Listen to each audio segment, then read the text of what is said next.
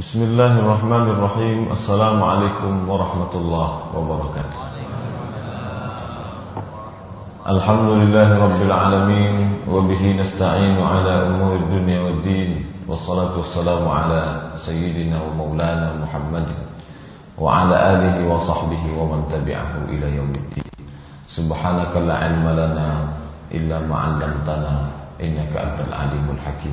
Rabbi shrah li sadri wa yassir li amri wahlul 'uqdatam min lisani yafqahu qawli. Bersyukur kita kepada Allah. Kemudian beberapa menit ke depan kita kaji hadis Rasulullah sallallahu alaihi wasallam. Tak ada ucapan yang lebih indah keluar dari mulut seorang muslim kecuali ucapan alhamdulillah rabbil alamin. Berselawat kepada Rasulullah Muhammad sallallahu alaihi wasallam. Semoga kita mendapat syafaatnya nanti dengan mengucapkan Allahumma salli ala Sayyidina Muhammad wa ala ali Muhammad, atau dalam bentuk lain Allahumma salli ala Sayyidina Muhammadin Nabiyil Ummi wa ala alihi wa sahbihi wa sallim. Bapak ibu hadirin yang dimuliakan Allah, hadis yang kita kaji disebutkan dalam kitab Al-Mu'jam Al-Kabir karya Imam At-Tabrani rahimahullah. Diriwayatkan dari seorang sahabat Nabi bernama Uwaimar bin Amir, atau biasa kita sebut namanya Abu Darda radhiyallahu anhu. Beliau sahabat Nabi ini terbagi dua, satu muhajirin yang datang dari Makkah, satu ansar yang ada di Madinah. Uwaimar bin Amir atau disebut Abu Darda ini berasal dari golongan ansar. Beliau masuk Islam ketika pada tahun terjadinya perang Khandaq, atau disebut juga dengan perang Ahzab. Bapak dan ibu hadirin yang dimuliakan Allah Subhanahu wa taala, beliau agak terlambat masuk Islam, tidak langsung ketika Nabi hijrah, tapi di awal-awal hijrah tak masuk Islam. Setelah perang Khandaq baru masuk Islam. Perang Uhud tahun kedua perang Badar, tahun ketiga perang Uhud belum lagi beliau ikut. Sahabat sebagian para ahli sirah riwayat sahabat Nabi sallallahu alaihi wasallam tak menyebutkan demikian. Beliau masih menyembah berhala sampai ketika berhalanya dihancurkan, beliau buat berhala yang baru. Begitulah kuatnya beliau memegang agama ketika sebelum masuk Islam. Sampai-sampai istrinya menyindir namanya. Kalau beliau dipanggil Abu Darda, istrinya Ummu Darda. Apa kata Ummu Darda? Kalau memang berhalamu itu bisa menolong, mengapa dirinya sendiri pun tak bisa dia tolong, hai Abu Darda? Disindir oleh istrinya Ummu Darda. Kemudian beliau datang kepada Nabi SAW, masuk Islam dan bersyahadat di hadapan Nabi SAW. Dan ketika beliau sudah Islam, maka sebagaimana kuatnya beliau berpegang pada keyakinan sebelum Islam, begitu pula kuatnya setelah masuk Islam. Bagaimana beliau kuatnya berpegang dalam agama Allah ini setelah masuk Islam, ini dapat kita tengok dalam keseharian beliau. Sahabat Nabi biasanya dipersaudarakan oleh Rasulullah. Ketika datang muhajirin dipertemukan dengan ansar, dipersaudarakan. Ada sahabat Nabi namanya Abdurrahman bin Auf, dipersaudarakan dengan Sa'ad bin Rabi'. Hai Abdurrahman, kau datang dari Makkah. Hai Sa'ad, engkau ada di Madinah. Dipersaudarakan Nabi. Kalau sudah dipersaudarakan, maka mereka seperti saudara kandung.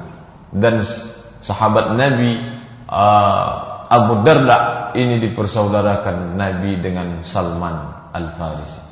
Dipersaudarakan Nabi SAW. Hai Salman, ini saudaramu. Hai Abu Darda, ini saudaramu. Dipersaudarakan oleh la ilaha illallah Muhammad Rasulullah. Karena ditengok dari suku jauh sekali. Salman berasal dari Persia, sedangkan Abu Darda orang Arab, orang Ansar. Ketika sudah dipersaudarakan seperti saudara kandung, saling berkunjung, suatu ketika datanglah Salman Al-Farisi mengunjungi Abu Darda. Ketika itu dia tengok istri Abu Darda mubtazilah, bekerja keras sampai sulit susah. Lalu Abu Darda, istrinya, ditanya oleh Salman Al-Farisi, mengapa engkau bekerja keras wahai istri Abu Darda? Memangnya Abu Darda kemana? Kata istri Abu Darda, inna akhaka laisa lahu hajatun ila dunya. Saudaramu tak butuh lagi pada dunia. Yaqumul lail wa yasumun nahar.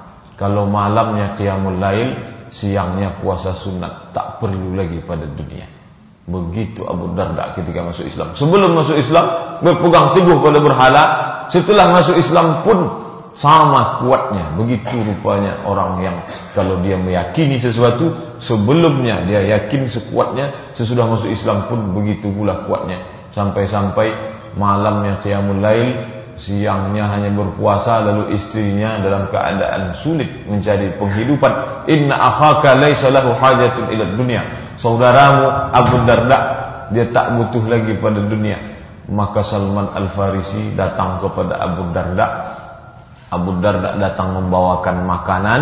Kata Abu Darda, hai saudaraku Salman, silakanlah makan. Ketika akan makan, Salman bertanya, mengapa engkau tidak makan? Kata Abu Darda, ana sha'im, aku berpuasa. Maka apa kata Salman waktu itu?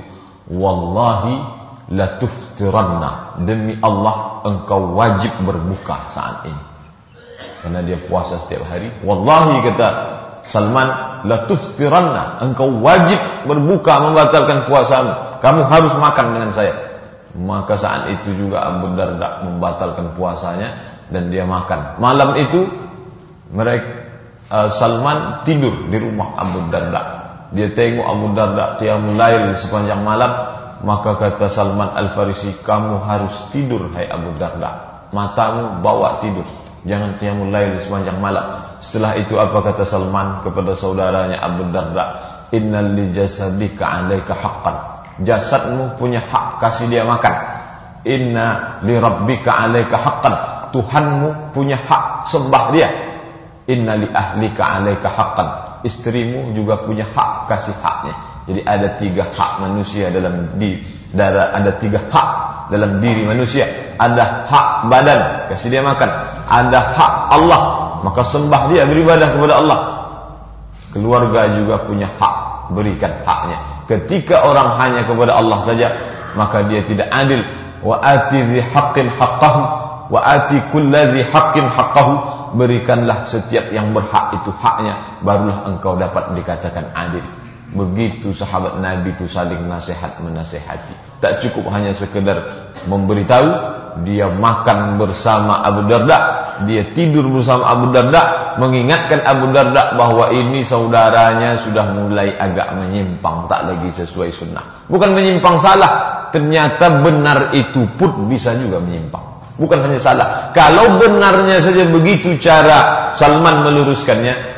Kalau dalam hal yang benar, beribadah berlebihan, itu kan benar beribadah. Beribadah ternyata kalau berlebihan dia salah, tapi diluruskan oleh sahabat. Kalau benarnya saja begitu meluruskannya, apalagi andai dia salah. Begitulah tawasau bil haq dan tawasau bis sabr di antara para sahabat. Abu Darda kuat beribadah sampai-sampai ada hal-hal yang disukai orang, yang dibenci oleh orang. Tak ada orang suka, tapi Abu Darda suka. Salah satu ada 3 hal kata Abu Darda, uhibbuhunna, aku suka pada 3 perkara itu, wa yakrahuhun nas, tapi manusia tak suka kepada 3 perkara. Apa dia? Kata Abu Darda, ada 3 hal saya suka, tapi tak ada, semua manusia di dunia ini tak ada yang suka pada yang 3 ini. Tapi saya suka al-faqru, al-maradu, al-mautu. Al-faqru faqir, al-maradu sakit, al-mautu mati. Tak ada orang yang suka 3 ini, tapi aku suka. Mengapa Abu Darda suka kepada yang 3 ini? Al-faqru faqir, al-maradu sakit, al-mautu mati. Aku suka kepada faqir, kata Abu Darda, tawadhu'an li rabbi.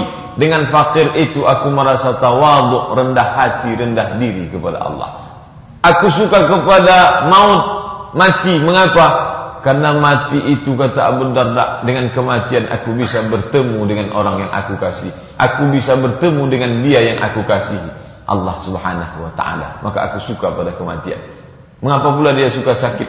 Takfiran li khati'ati. Dengan sakit itu mudah-mudahan dosa-dosaku yang lalu bisa aku tutupi, kata Abu Darda. 3 hal yang tidak disukai, dibenci oleh orang lain. Tapi Abu Darda justru suka karena ada hikmah di balik itu. Dengan kefakiran merasakan rendah diri, rendah hati ke hadapan Allah. Dengan sakit, mudah-mudahan dosa masa lalu, masa silap, karena dia menyembah berhala begitu lama, mudah-mudahan Allah mengampuni. Dan kematian, dengan kematian itulah cara dia dapat bertemu dengan Allah Subhanahu wa ta'ala. Beliau meninggal tahun 32 Hijrah pada masa pemerintahan Khalifah Utsman ibn Affan. Di antara ucapan beliau yang masyhur tentang kematian adalah, apa kata beliau? Man aktsara dzikral mauti qalla farhuhu wa qalla hasaduhu. Man aktsara dzikral maut, siapa yang banyak mengingat mati, qalla farhuhu, maka sedikitlah rasa senangnya, wa qalla hasaduhu, maka sedikitlah hasadnya. Oleh sebab itu kalau banyak hasad kita, banyak terlalu happy, terlalu senang dengan hidup ini, maka menurut Abu Darda banyak mengingat mati. Man aktsara dzikral maut, siapa yang banyak mengingat mati, qalla farquhu, maka sedikit senangnya, wa qalla hasaduhu, maka sedikit hasadnya. Beliaulah yang meriwayatkan hadis yang akan kita kaji pada subuh kali ini. Bapak dan Ibu hadirin yang dimuliakan Allah Subhanahu wa taala, beliau meriwayatkan qala Rasulullah sallallahu alaihi wasallam. Rasulullah bersabda, apa kata Rasulullah? Salasatun yuhibbuhumullah wa yadhaku ilaihim wa yastabshiru bihim. Salasatun, ada 3 orang, 3 jenis manusia, 3 kelompok manusia, ada 3 model manusia. Yuhibbuhumullah, Allah sayang kepada mereka. Wa yadhaku ilaihim, Allah tertawa kepada mereka. Wa yastabshiru bihim, Allah berikan kabar gembira untuk mereka. 3 orang, Allah berikan kabar gembira kepada mereka, Allah tertawa. Oleh sebab itu hadis ini termasuk hadis tergolong seperti ayat mutasyabihat. Tak bisa disamakan Allah Subhanahu wa taala dengan makhluk. Oleh sebab itu perlu ditakwil. Maka makna tertawa di sini, Allah Subhanahu wa taala gembira, sayang. Sebagaimana sayangnya seorang tua kepada anak, tentu dia tertawa, tentu dia tersenyum, tapi tak bisa disamakan. Ini hanya makna ungkapan, karena Allah Subhanahu wa taala itu laisa kamitslihi syai'un. Tak ada yang sama dengan dia. Walam yakul lahu kufuwan ahad. Tak ada yang serupa, setara dengan dia. Oleh sebab itu kalau terjumpa dalam ayat, dalam hadis penyamaan Allah dengan makhluk, maka maknanya adalah apa yang terkandung dalam makna tersebut, bahwa Allah senang terhadap 3 orang tersebut. Siapa dia? Kita mau ukur. Seorang tua sayang kepada anaknya mungkin karena prestasinya hebat, mungkin karena dia tutur katanya santun, mungkin karena hal-hal lain. Ketika Allah Subhanahu wa taala sayang kepada seorang hamba, tertawa menyambut seorang hamba, dan dia berikan kabar gembira untuk hamba ini, apa sifat hamba ini? Maka yang tahu itu adalah Nabi Muhammad sallallahu alaihi wasallam. Andai ada manusia yang tahu, maka sesungguhnya dia hanya menyangka-nyangka saja, prasangka. Tapi kalau Nabi Muhammad tahu, maka pengetahuannya mutlak pasti benar. Mengapa demikian? Karena Nabi itu wa ma yantiqu anil hawa. Dia bicara tak mengikuti hawa nafsunya. In huwa illa wahyun yuha. Menaikkan dia mendapat wahyu dari Allah Subhanahu wa taala. Allah yang menyampaikan pada Nabi lewat malaikat Jibril bahwa ada 3 manusia yang disayangi oleh Allah Subhanahu wa taala. Masukkah kita ke dalamnya? Mudah-mudahan kita masuk. Andai tak masuk, kita berusaha mudah-mudahan menjelang akhir hayat kita masuk kita ke dalam orang yang dicintai oleh Allah Subhanahu wa taala. Bapak dan Ibu hadirin yang dimuliakan Allah, siapakah yang pertama? Kata Nabi sallallahu alaihi wasallam, yang pertama adalah allazi idzan kasyafat fi'atun. Yang pertama kata Nabi, seseorang ketika pasukannya kalah, idzan kasyafat fi'atun, dia bersama pasukannya berperang melawan musuh, ternyata pasukannya mengalami kekalahan, lalu mundur, lalu berpaling, lalu berbalik, entah melarikan diri atau terbunuh. Idzan kasyafat fi'atun. Fi'atun maknanya kelompok yang besar. Kelompoknya kalah, lalu mundur. Apa yang terjadi? Qatala binafsihi. Dia maju berperang binafsihi, sendirian. Mengapa dia maju berperang? Apakah dia nekat? Atau dia namanya mau dikenang sepanjang sejarah, si fulan tertulis sebagai orang yang berjuang sendirian, atau karena dia dendam karena sebelumnya bapak ibunya terbunuh, kampung halamannya dibakar habis, diratakan dengan tanah. Biasanya kalau kita baca sejarah atau dalam film-film barat, motivasinya selalu balas dendam. Bapaknya mati, ibunya meninggal, rumahnya dibakar, lalu balas dendam. Ini orang yang pertama ini, idzan kasyafat fi'atun, kelompoknya kalah, qatala bi nafsihi, lalu dia maju berperang sendirian. Mengapa dia maju? Lillahi azza wa jalla, hanya karena Allah, bukan karena yang lain. Bukan karena namanya ingin diabadikan dalam sejarah. Ingat si fulan dulu ketika semua pasukannya mundur, dia sendiri yang maju. Bukan karena itu. Kalau karena itu, maka dia tak masuk dalam orang yang dicintai Allah. Dia maju karena lillahi azza wa jalla, hanya karena Allah subhanahu wa ta'ala. Kemungkinan hanya dua. Dia maju sendirian. Kemungkinannya hanya dua. Imma an yuqtal, mungkin dia akan mati terbunuh karena tak ada orang bersama dia. Dia maju sendirian. Imma an yuqtal, mungkin dia akan mati terbunuh. Wa imma an yansurahullahu azza wa jalla, mungkin juga Allah akan menolongnya. Wa yakfiyahu, dan mencukupkannya. Tak ada kemungkinan lain, hanya mati dan menang. Kalaupun menang, memang Allah sudah menolong, menyelamatkan dia. Tapi besar kemungkinan dia mati. Lalu mengapa dia tetap maju kalau memang mati? Disitulah letak keyakinan seorang muslim pada qada dan qadar Allah subhanahu wa ta'ala. La in ijtama'atil ummatu ala an yanfa'uka bi syai'in lan yanfa'uka illa bi syai'in kataballahu laka. Kalau engkau berkumpul seluruh umat manusia ingin mengasihkan, memberikan, mendatangkan manfaat, kalau tidak, kata Allah, maka tak akan datang. Kalau berkumpul semua umat manusia ingin memudaratkan engkau, kalau tidak, kata Allah, maka tak akan mudarat. Disitulah bangkit imannya, lalu dia maju. Kalau memang menang, kata Allah, akan menang. Kalaupun tidak, akan mati syahid. Hanya ada dua kemungkinan. Imma an yuqtal, mungkin dia akan mati terbunuh. Wa imma an yansurahullah, mungkin dia akan ditolong Allah subhanahu wa ta'ala. Keyakinannya kepada Allah yang begitu kuat, disitulah turun kasih sayang Allah kepada seorang hamba. Bapak dan Ibu hadirin yang dimuliakan Allah, ketika hamba ini maju dengan penuh keimanannya, fayaqulu, maka Allah pun berfirman, berkata Allah Subhanahu wa taala. Apa kata Allah? Unzuru, tengok, perhatikan. Unzuru ila abdi, tengok hambaku. Inilah hambaku, kata Allah. Unzuru ila abdi kaifa sabarali binafsihi, tengok hambaku bagaimana dia sabar terhadap nyawanya, terhadap dirinya dia korbankan. Li, bukan untuk namanya, bukan untuk membalas kematian keluarganya. Unzuru ila abdi, tengok hambaku, kaifa sabarali, bagaimana dia sabar terhadap aku, kata Allah, binafsihi, sabar mengorbankan dirinya, li, hanya untuk aku. Ketika seorang hamba dekat kepada Allah, mengorbankan dirinya, tak mempedulikan kelompoknya yang mundur, tapi dia hanya karena Allah Subhanahu wa ta'ala, disitulah jatuh kasih sayang Allah kepada seorang hambanya. Bapak dan Ibu hadirin yang dimuliakan Allah, kalau berperang beramai-ramai bersama pasukan, wajar. Kalau ada orang yang sanggup mati fisabilillah dengan meneriakkan la ilaha illallah karena ramai, ada kiri, ada kanan, sama-sama ikut berperang, wajar. Tapi dalam yang disebutkan Nabi pada hadis riwayat Abu Darda subuh ini, orang semuanya mundur. Idzan kasyafat fi'atun, semuanya mundur karena sudah kalah. Tapi dia tetap maju karena keimanannya kepada Allah Subhanahu wa ta'ala.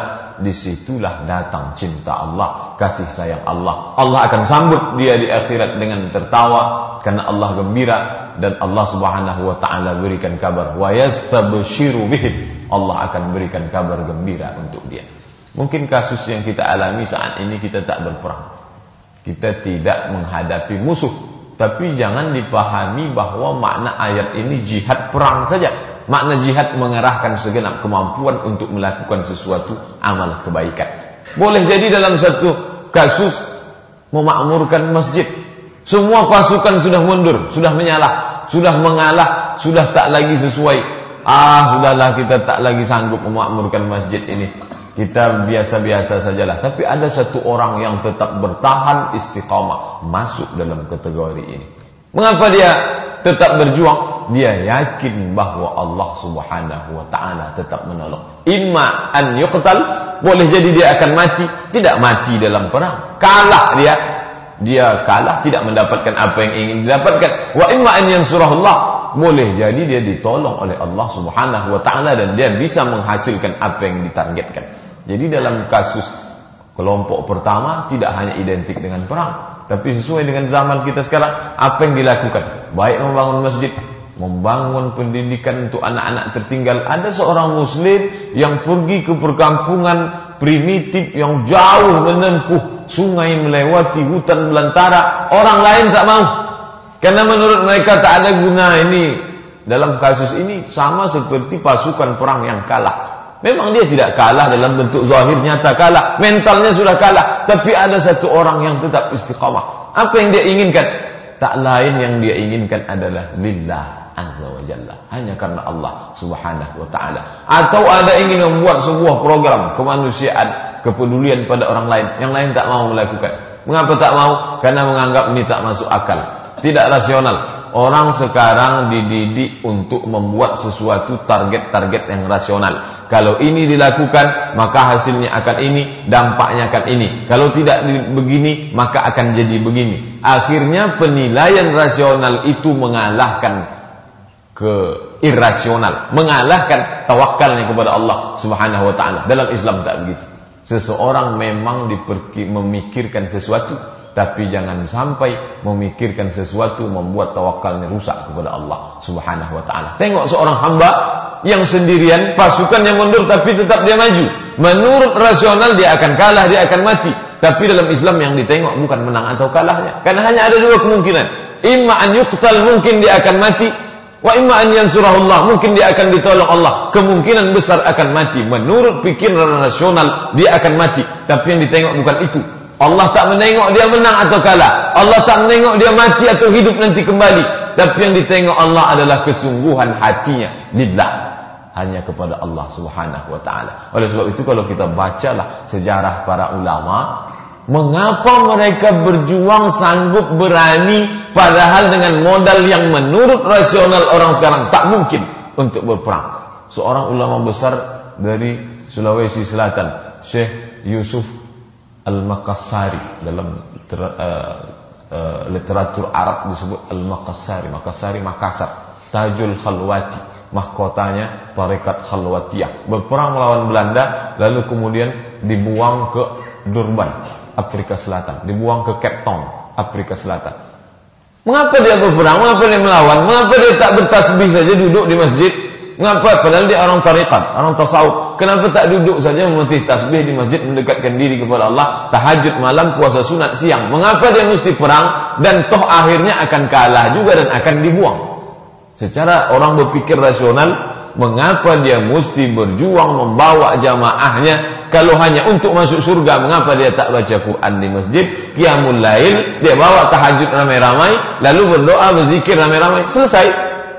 Ada yang ingin dia dapatkan. Apa yang dia mau dapatkan? Cinta Allah Subhanahu wa ta'ala. Yuhibbuhumullah, dicintai Allah. Wa yadhaku ilaihim, disambut Allah dengan tertawa. Wa yastabshiru bihim, Allah berikan kabar gembira kepada mereka. Bapak dan Ibu hadirin yang dimuliakan Allah Subhanahu wa ta'ala, ketika Mussolini, pasukan dari Italia, menjajah Libya, lalu terkenallah seorang ulama besar, Umar Mukhtar, yang berjuang. Ketika ditangkap, ditanya, mengapa kamu melawan kami, hai Umar Mukhtar? Kata Mussolini. Transkrip dialognya dibuat di majalah Al-Arabi, terbitan Kuwait. Kami pakai senapan mesin, kamu pakai senapan angin. Kami pakai tank baja, kamu naik kuda. Kenapa kamu lawan kami? Mengapa tak duduk saja di masjid, berdoa, berzikir, minta tolong kepada Allah? Mengapa mesti turun ke medan perang? Menurut logika akal, pasti kalah. Tapi seorang muslim, dia tidak dinilai dari apa yang terjadi setelah itu. Yang dinilai adalah apa yang dia lakukan. Itu yang diajarkan dalam hadis. Itu pula yang membuat orang muslim tak pernah putus asa dalam perjuangannya. Kenapa? Seringkali orang sudah kalah duluan sebelum berbuat. Apa yang membuat dia kalah? Pikirannya sendiri. Yang membuat orang kalah duluan bukan musuhnya, tapi pikirannya sendiri mengalahkan dirinya. Makanya dalam Islam kita hanya berbuat. Apa kata Allah dalam Al-Quran? Qul, katakan ya Muhammad kepada orang beriman, wa qul i'malu, katakan kepada orang beriman, i'malu, berbuat. Apa yang mau, apa yang bisa, apa yang sanggup kita lakukan. Sekecil apapun usaha untuk kebaikan yang bisa kita buat. Wa qul i'malu, buatlah. Masalah hasilnya fasayarallah, serahkan pada Allah. Allah yang akan menengok. Wa rasuluhu, Rasulullah yang akan menilai. Wal mu'minun, orang beriman yang akan menilai, menengok perbuatan kita. Mengapa disebut orang beriman?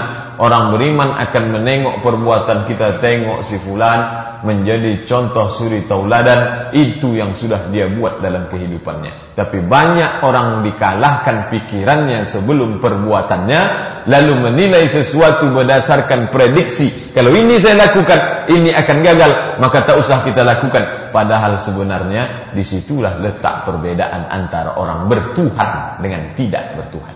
Bapak dan Ibu hadirin yang dimuliakan Allah, banyak orang bertuhan ketika sholat, banyak orang bertuhan ketika puasa, tapi ketika berbuat mulai dia mengesampingkan peran Tuhan, peran Allah subhanahu wa ta'ala, karena dia sudah mendahului qada dan qadar Allah. Oleh sebab itu kita tengok ada orang sesuai dengan kemampuannya masing-masing. Seorang pelajar mungkin dia hanya mengajar 1, 2, 3 orang adik kelasnya. Menurut orang lain ini pekerjaan sia-sia. Tapi ini masuk dalam kategori seseorang yang berjuang sendirian di tengah orang lain sudah mundur, tapi dia tetap istiqomah. Ada seorang pemimpin yang menurut pikiran orang lain ini keputusannya kontroversial, ini bukan kerjaan dia, ini bukan urusan dia yang lain, tapi tetap istiqomah karena dia ingin mengagungkan agama Allah. Masuk dalam kategori orang yang berjuang sendirian tanpa ditolong orang lain, tapi Allah berikan kekuatan. Masuk dalam kategori yuhibbuhullah, dicintai Allah. Wa yadhaku ilaihim, Allah sambut dengan tertawa. Wa yastabshiru bihim, Allah berikan kabar gembira kepada mereka. Jadi konteksnya tak hanya perang, tapi perang kita sekarang adalah perang melawan perbuatan maksiat, perang dalam kerangka amar ma'ruf nahi munkar. Ketika orang lain mundur, kita sanggup maju, maka kita masuk dalam kategori yang pertama. Yang kedua, allazi wallazi, seseorang lahu imra'atun hasanatun. Yang kedua ini kata Nabi, wallazi lahu imra'atun hasanatun, dia punya imra'ah. Imra'ah itu perempuan, istri. Dia punya istri hasanah, yang baik. Baik fisiknya, baik tutur katanya, baik akhlaknya, semuanya baik. Imra'atun hasanatun, dia punya istri yang baik. Walahu firashun, dia juga punya tempat tidur layyinun, yang lembut. Wa hasanun, baik. Istrinya baik, tempat tidurnya bagus. Wa yaqumu minal lail, tapi dia bangkit, bangun tengah malam melaksanakan qiyamul lail. Ketika itu apa kata Allah subhanahu wa ta'ala? Fayaqul, Allah berfirman, Allah berkata, Allah mengucapkan kalimat menengok hambanya yang bangun tengah malam, padahal dia punya imra'atun hasanatun wa firashun layyinun hasanun. Ada dua yang menarik dia untuk tidak bangun malam.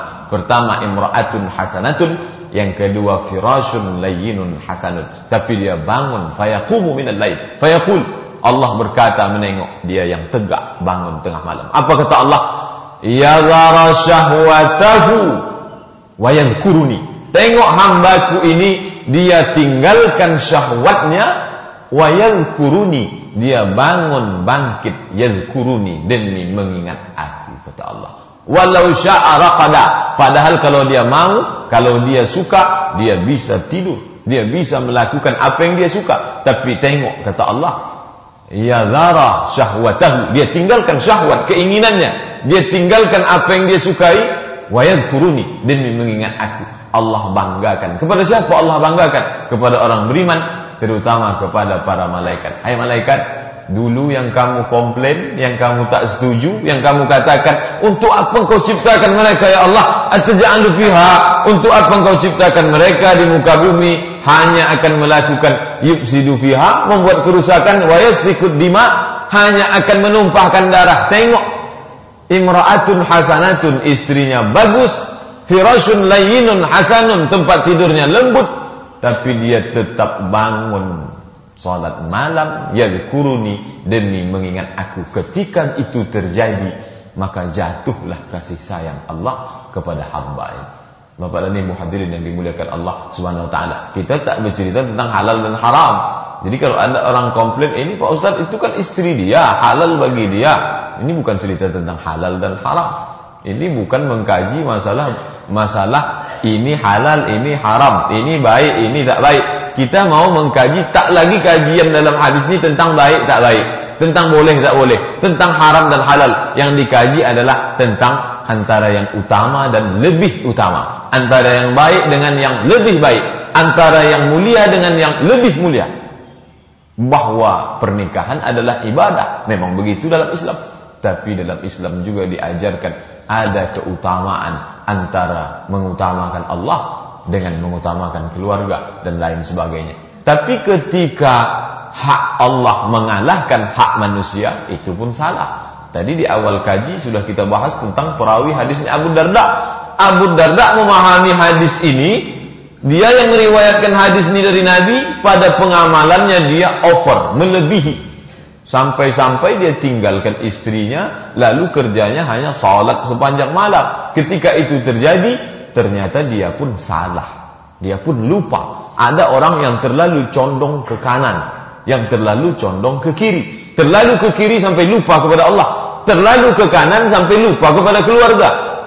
Di mana Islam? Wa kadzalika ja'alnakum ummatan wasata. Kami jadikan kamu umat yang pertengahan. Tidak melupakan Allah, tapi tidak pula gara-gara mengingat Allah lalu lupa pada keluarga. Maka datanglah Salman Al-Farisi menegur Abu Darda. Ingat, Allah punya hak, istrimu punya hak, dan badanmu punya hak. Apa hak badan? Makan, kasih dia makan. Apa hak Allah? Sembah Allah. Tapi tak sepanjang malam menyembah Allah. Ada untuk yang lain. Nah, Allah berikan contoh lewat Nabi Muhammad sallallahu alaihi wasallam. Yang kedua yang dicintai Allah adalah wallazi, orang yang lahu imra'atun hasanatun, punya istri yang hasanah dan punya tempat tidur layyinun hasanun, tapi dia tetap bangun tengah malam berzikir mengingat Allah Subhanahu wa taala. Ketika itu dibanggakan Allah, hai hambaku, hai para malaikatku, hai orang beriman, tengok hambaku yada'u yazara syahwatahu, dia tinggalkan syahwat keinginannya, wa yadhkuruni, demi mengingat aku. Ketika itu masuklah dia dalam kategori orang yang dicintai oleh Allah Subhanahu wa taala. Jadi kalau berdasarkan hadis ini, kalau ada orang sedang tugas keluar kota lalu dia sholat tahajud malam sepanjang malam, dia tak masuk. Karena dalam hadis ini disebut imra'atun hasanatun, ada istrinya di situ, ada tempat tidur yang bagus. Kalau ada orang ditugaskan ke pedalaman Papua lalu banyak nyamuk karena tak bisa tidur, dia sholat malam sepanjang malam, tak masuk. Karena tak ada godaannya. Ini ada, dia berada di simpang jalan, mau ini atau ini. Ada godaan yang mengikat dirinya. Imra'atun hasanatun, firashun layyinun hasanun. Mau pilih ini atau mau pilih tahajud. Ternyata dia lebih memilih ini daripada ini. Barulah dia dibanggakan Allah Subhanahu wa ta'ala. Nah, jadi hadis ini kalau kita tengok, bagaimana Allah Subhanahu wa ta'ala tak ingin diduakan oleh hambanya, tak ingin dipersekutukan. Bukan bersekutu, menyekutukan Allah karena menyembah berhala. Berhala sudah tinggal di belakangan. Tapi ada hal-hal lain yang membuat Allah menjadi dua, dibuat saingan Allah dengan yang lain. Allah tak mau itu. Termasuk Allah disandingkan dengan imra'atun hasanatun wa firashun layyinun hasanun. Kalau berhasil kita di sini, maka masuk dalam orang yang dicintai oleh Allah Subhanahu wa ta'ala. Yang ketiga, yang terakhir, apa kata Nabi sallallahu alaihi wasallam? Yang ketiga, wallazi kana fi safarin, seseorang yang dalam keadaan safar, musafir. Wallazi kana fi safarin, dia dalam keadaan musafir, wa kana ma'ahu rukabun, dia bersama orang banyak, penunggang kuda, beramai-ramai, tak sendirian. Musafir beramai-ramai, fasahiru, mereka dalam perjalanan panjang, pada malam pun terus berjalan, sahiru, sampai tak tidur malam. Fasahiru, kemudian ketika sampai di suatu tempat, summa haja'u, mereka berhenti buat kemah lalu tidur. Bayangkan lelahnya perjalanan. Ini bukan naik bis, naik kuda, naik onta, lelah, letih, lesu, tak tidur. Ketika sampai di suatu tempat, fasahiru, sudah dalam keadaan lelah, penat, capek, hajam. Lalu mereka pun tertidur. Ketika semuanya sedang tidur, pada saat sahur menjelang subuh, kira-kira jam 4 atau setengah 5, summa qama, lalu ada satu orang yang bangun. Apa yang dia lakukan? Faqama minas sahari, dia bangun pada waktu sahur dan dia mengingat Allah, mengamalkan firman Allah Subhanahu wa taala, wa bil ashari hum yastaghfirun. Pada waktu sahur mereka bangun yastaghfirun, beristighfar, memohon ampun kepada Allah Subhanahu wa taala, fi dharra'in wa sarra, baik pada saat sulit maupun pada saat senang, baik pada saat lapang maupun pada saat sempit. Apa maknanya? Mengapa disebutkan dalam perjalanan panjang, letih, lelah, mengantuk, semua orang tidur? Yang lain pada tidur karena capek, kelelahan, tapi ada satu orang yang tetap bangun. Dia tak peduli mau mengantuk, mau capek, mau lelah, mau dalam keadaan musafir maupun muqim, dia tetap lakukan bangun pada waktu sahur, beristighfar, mohon ampun kepada Allah Subhanahu wa taala, fi dharra, baik dalam keadaan sulit, wasarra, maupun dalam keadaan lapang. Apa maknanya? Dia beramal bukan karena orang banyak. Kalau ada orang beramal khusyuk, berzikir, beristighfar, mengapa? Karena orang lain semuanya bangun. Wajar, tak ada yang istimewa. Tapi ketika dalam perjalanan panjang, dalam perjalanan yang sulit, semua orang tidur. Memang lumrah orang tidur, lelah, capek, perjalanan panjang, naik kuda di gurun pasir, memang sulit. Tapi tiba-tiba ada seseorang yang tetap bangun melawan kantuknya demi beristighfar, mohon ampun kepada Allah. Disitulah Allah banggakan dia, Allah tengok dia, Allah perhatikan dia, jatuh kasih sayang Allah kepada dirinya. Bapak dan Ibu hadirin yang dimuliakan Allah Subhanahu wa taala, dari ketiga tadi nampaknya berbeda. Satu pasukannya mundur, dia tetap maju ke depan. Yang satu lagi ada godaan tempat tidur beserta isinya, tapi dia tetap mengingat Allah. Yang ketiga ada orang yang semua teman-temannya tidur karena terlalu lelah dalam perjalanan, tapi tetap dia bangun. Apa makna titik temu antara ketiga ini? Tiga-tiganya diberikan Allah ada dalam hatinya melawan.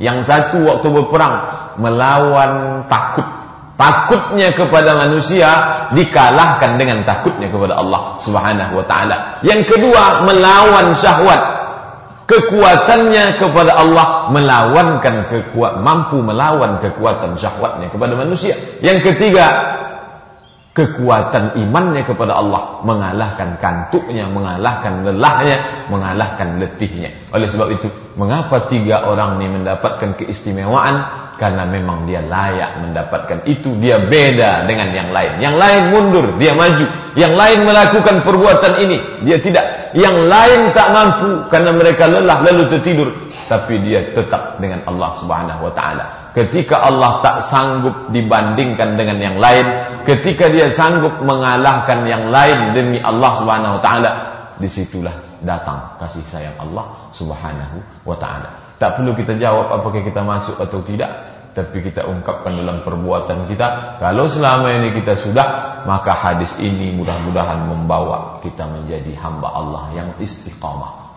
Amin. Kalau belum, berarti kita mesti mulai dari diri kita sendiri, kita awali. Mudah-mudahan kita ini termasuk orang-orang yang dicintai oleh Allah Subhanahu wa taala. Bapak dan Ibu hadirin yang dimuliakan Allah Subhanahu wa taala, digunakan kata hub, yuhibbuhumullah, Allah mencintai mereka. Kata hub digunakan untuk manusia, digunakan juga untuk Allah. Dalam Al-Quran digunakan wallazina amanu asyaddu hubban lillah, orang-orang yang beriman lebih mencintai Allah Subhanahu wa taala. Apa bukti cintanya? Inilah dia. Kelompoknya dia cintai, tapi ketika kelompoknya mundur, dia lebih cinta kepada Allah, dia tetap maju sendirian. Istrinya dia cintai, tapi ketika cintanya lebih kepada Allah, maka dia tinggalkan syahwatnya. Bahwa kantuknya, lelahnya, letihnya, itu semua terkalahkan oleh cintanya kepada Allah Subhanahu wa ta'ala. Disitulah maka dapat dikatakan bahwa jihadun nafsi, jihad melawan diri, lebih berat dan lebih kuat daripada jihad melawan musuh. Kalau musuh nampak darahnya tercecer ketika ditusuk dengan tombak, anak panah dan pedang. Tapi ketika diri sendiri melawan takut dalam kasus pertama, melawan syahwat dalam kasus kedua, melawan kantuk dan lelah dalam kasus ketiga, banyak orang yang kalah disebabkan oleh ketiga ini. Kenapa Allah cintai dia? Karena dia sanggup melawan dirinya sendiri. Allah berjanji dalam Al-Quran, walladzina jahadu, orang-orang yang bermujahadah melawan dirinya, melawan takut, melawan marah, melawan syahwat, melawan kantuk, demi untuk aku, kata Allah, lanahdiyannahum subulana, kami akan tunjukkan jalan kami. Apakah mujahadah ini berhenti? Ada waktunya, sampai titik tertentu kita berhenti mujahadah. Ada orang sampai titik tertentu, oh dia sudah sampai makamnya, tak lagi mujahadah. Tak ada titik mujahadah. Selama jasad kita ni masih ada ruh di dalam jasad, maka sampai titik itu pula kita tak akan pernah berhenti bermujahadah sampai mati. Tak ada usia. Oh kalau sudah lewat 40 tak ada lagi mujahadah, tak ada batasan. Sampai akhir hayat kita terus bermujahadah melawan diri sendiri. Mudah-mudahan kita termasuk orang-orang yang dicintai Allah SWT. Amin ya rabbal alamin. Itulah hadis singkat yang dapat kita kaji subuh ini. Mudah-mudahan ada manfaatnya, menjadi ilmu dan berlangkah kepada tahap selanjutnya. Tangga pertama ilmu, lalu meningkat menjadi amal, lalu meningkat menjadi istiqamah, lalu meningkat membawa orang lain beramal, dan insyaallah kita termasuk minal ladzina yastami'una al-qaula fayattabi'una ahsana. Orang-orang yang mendengar ucapan yang baik diiringi dengan perbuatan yang lebih baik, yaitu amal kepada Allah Subhanahu wa taala. Itu yang dapat saya sampaikan. Terima kasih perhatian Bapak dan Ibu. Mohon maaf banyak kata tak berkenan di hati. Aqulu qauli hadza astaghfirullah li wa lakum. Assalamualaikum warahmatullahi wabarakatuh.